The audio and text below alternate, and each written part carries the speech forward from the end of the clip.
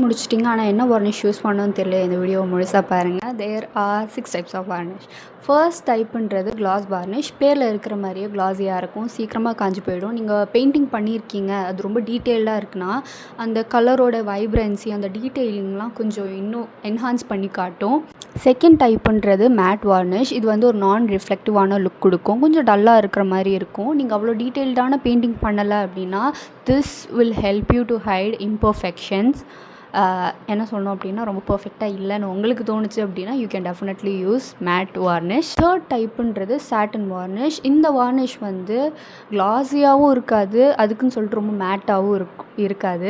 Painting பண்ணியிருக்கீங்க, அவ்வளோ கிளாஸியாலாம் வேண்டாம், அதுக்குன்ட்டு ரொம்ப டல்லாகவும் இருக்கக்கூடாது மேட் மாதிரி அப்படின்னு நீங்கள் நினைக்கிறீங்கன்னா you can definitely go for satin. Fourth டைப்புன்றது பிக்சர் வார்னிஷ். இது ஒரு கிளாஸியான லுக் கொடுக்கும். அது மட்டும் இல்லாமல் இது பழைய பெயிண்டிங் வந்து ரீஸ்டோர் பண்ணுறதுக்காக யூஸ் பண்ணுறாங்க.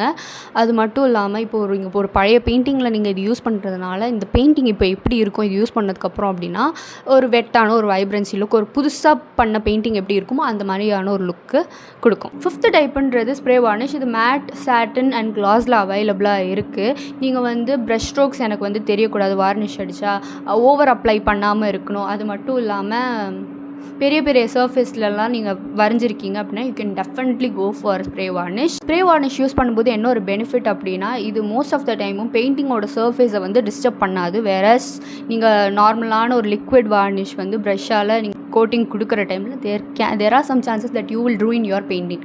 சிக்ஸ்த் டைப்புன்றது யூவி ரெசிஸ்டன்ட் வார்னிஷு. இது வந்து மேட்டு, சாட்டின் அண்ட் கிளாஸியில் அவைலபிளாக இருக்குது.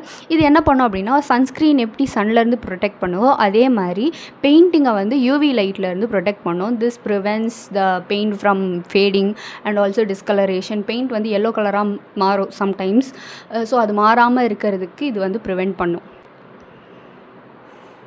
இந்த வீடியோ உங்களுக்கு பிடிச்சிருக்குன்னா மறக்காமல் ஃபாலோ பண்ணுங்கள். பை.